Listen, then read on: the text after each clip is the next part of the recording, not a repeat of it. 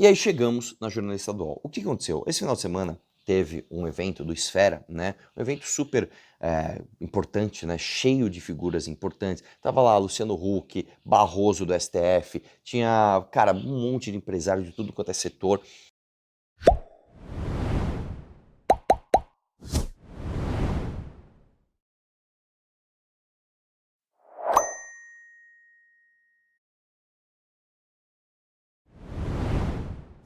Frente do Barroso, tá? E o Riso filmou ele e filmou a cara do Barroso. E, novamente, eu desafio você a me trazer um pré-candidato ou um candidato à presidência da República da redemocratização até hoje, qualquer um, que tenha tido a coragem de falar isso daqui. Qual é a sua proposta de reforma do judiciário, Renan? Judiciário tem que cumprir apenas o papel de guardião da Constituição e de ator que discute temas abstratos ligados à questão da constitucionalidade, e não mais como última instância do processo legislativo. E mais, ministros do STF não podem ter escritórios ligados a eles fazendo negócio por aí, todo mundo sabe que isso ocorre. Decisões monocráticas têm que acabar, tem que haver filtro de entrada, são 8 mil ações que rolam no STF brasileiro, enquanto na Suprema Corte Americana são 50. Né? Nesse painel, que durou muito pouco, inclusive, tá? Foi o Renan e o Aldo Rebelo. O Renan falou algumas coisas e a jornalista do UOL não gostou. Eu vou pôr só um trechinho aqui que depois eu vou te mostrar a coletiva de imprensa que essa mesma jornalista também participou. Vamos lá? Dá uma olhada aqui, ó. E aqui ele, bom, enfim, ele fala muitos impropérios, ele xinga todo mundo. E, por exemplo, isso a gente publicou na matéria que a gente publicou no UOL hoje à tarde. Ele chama o Pablo Marçal de incompetente, de pateta. Ele também insultou a família Bolsonaro inteira, disse que são burros, que são, enfim, e também comentando sobre violência, sobre... Só uma coisa, você reparou que ela fala de um jeito, não parece uma jornalista séria falando, né, concatenando as ideias, ela não consegue terminar uma frase. Não, e aí ele também xingou a família Bolsonaro, e aí o Marçal também chamou de incompetente, e também xingou... Tá parecendo uma criança birrenta, né? Tá parecendo uma criança birrenta. Sim, cara, o Renan, diferentemente daquilo que a gente costuma ver, né, ele tem coragem de apontar o dedo e falar as verdades que ninguém mais tem. Tá? Vai lá. Aquela operação da polícia no Complexo da Penha, no Rio de Janeiro, no ano passado, perguntado o que ele achava dessa operação, ele disse, olha, eu fico muito feliz de ver aqueles corpos todos. Então, assim, ele tá botando um tom bastante... Que absurdo, meu! O Renan falou que fica muito feliz de ver aqueles corpos todos, aqueles traficantes vagabundos que matam trabalhador todos os dias, estão com um fuzil na mão, dando tiro em cabeça, tá? De Uber que erra o caminho, tá? Estuprando mulheres, colocando o corpo na porta da casa da mãe para dar recado, né? Que absurdo, ele fica feliz de ver esse cara morto. Mas vamos lá. Tá botando um tom bastante pesado para chamar atenção, para fazer, para ter clique, para viralizar, etc. É um discurso bastante perigoso, né? Vamos lá, isso é outra coisa também que fica muito triste de ver, porque na coletiva de imprensa, teve uma hora, você vai até ver, eu vou te mostrar aqui, o Renan mesmo falou, não, eu não tô fazendo nada eleitoreiro. Se eu fosse apresentar propostas eleitoreiras, eu jamais falaria de desvincular o BPC do salário mínimo. Eu jamais falaria em fazer uma segunda reforma da Previdência. Eu jamais bateria na família Bolsonaro, já que eles têm tantos votos. Você vê que essa galera, meu, eles ficam presos nessas lógicas obsoletas que não adianta você fazer isso, cara.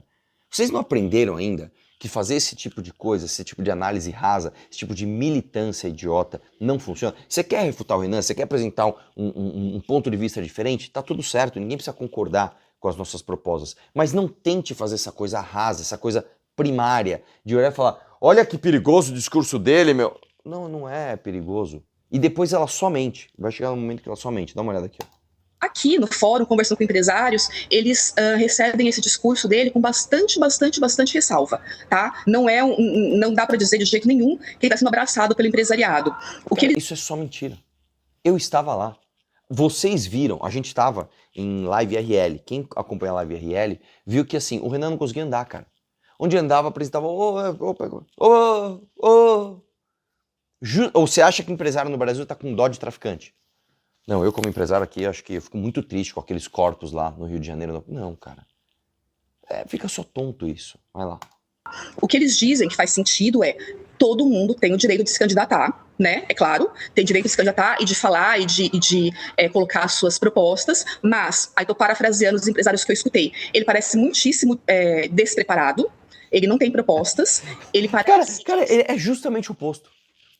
E vamos lá, primeiro que a realidade mostra que o Renan é o único que tem propostas, começa por aí. Segundo, cara, que basta você conversar com qualquer pessoa que ouve o Renan e você pode ouvir qualquer crítica. Ele traiu o Bolsonaro, ele é descabelado, ele é um pouco radical demais, ok. Você não ouve um falando que ele não tem proposta.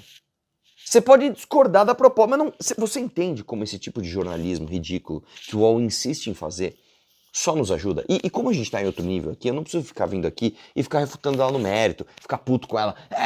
Esses jornalixos, eu não sei o que lá. Não, cara, é só mostrar e falar, cara, 2026, não aprendeu ainda que esse tipo de coisa não funciona mais no Brasil? Você não aprendeu isso ainda? Ele parece que ele está tentando sempre se aproveitar de algum discurso de direita que esteja fazendo sucesso. Por exemplo, nós já vimos ele indo para a Argentina para encontrar o Milei, nós já vimos ele indo para El Salvador, que tem uma política de encarceramento muito rígida. Isso é outra coisa. Quem é que trouxe isso para o Brasil primeiro? Quem é que falou de El Salvador primeiro? Quem é que fez uma revista mostrando que o Ouro era do Comando Vermelho antes de todo mundo? Quando o Ouro ainda estava... Não, um artista popular, pô, você é louco, o cara mobiliza os jovens.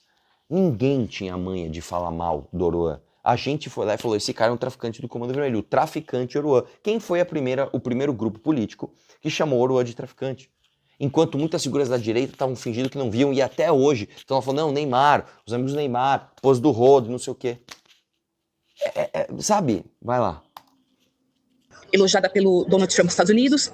Então, assim, ele tá sempre querendo se associar a alguém de direita que esteja fazendo muito sucesso, né, que esteja fazendo muito sucesso, e se aproveitando desse discurso. E agora... Cara, ele tá sempre querendo se associar a alguém de direita fazendo sucesso. Cara, se isso fosse verdade, a gente teria se associado ao Bolsonaro e ficado com o Bolsonaro até o fim, teria se associado, sei lá, ao delegado da Cunha, ao sei lá, ao Caio Coppola, ao Pablo Marçal, ao qualquer outra, ou o Nicolas Ferreira, qualquer outra figura considerada de direita que está fazendo sucesso.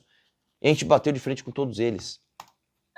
Com esse enfraquecimento do Flávio, parece que ele está carregando mais nas tintas desse discurso para chamar mais atenção do eleitorado e tentar conquistar algumas pessoas, ou pelo menos ser ouvido por quem não prestou atenção nele ainda. Mas aqui no empresariado, assim, é bastante ressalva.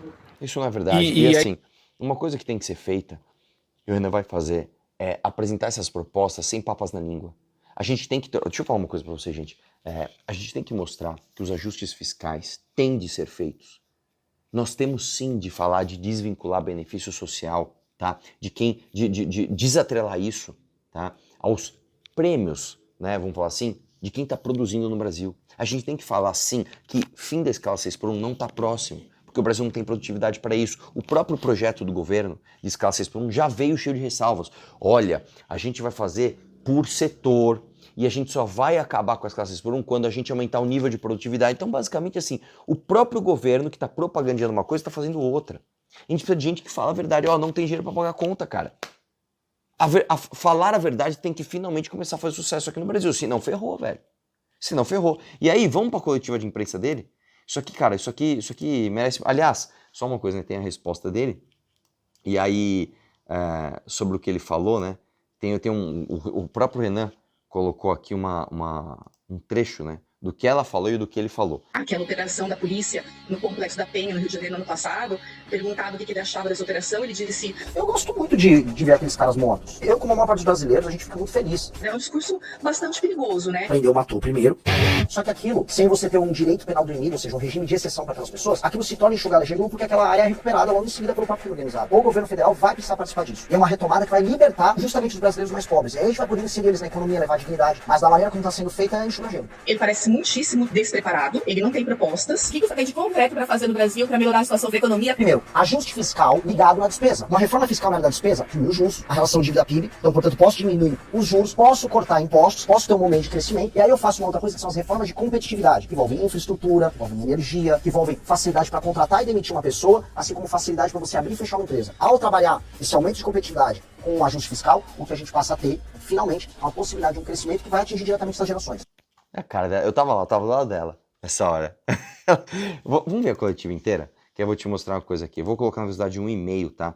Porque o vídeo é um pouco longo, mas o Renan fala rápido, então não dá pra colocar na velocidade 2. E o Renan, ele sempre odiou coletiva de imprensa, ele sempre teve muito medo de não passar a seriedade que ele precisa. Ele sempre teve muito medo de decepcionar pessoas do MBL com a sua performance. O que fez ele estudar demais, se preparar demais. E o Renan finalmente ele está começando a se sentir à vontade.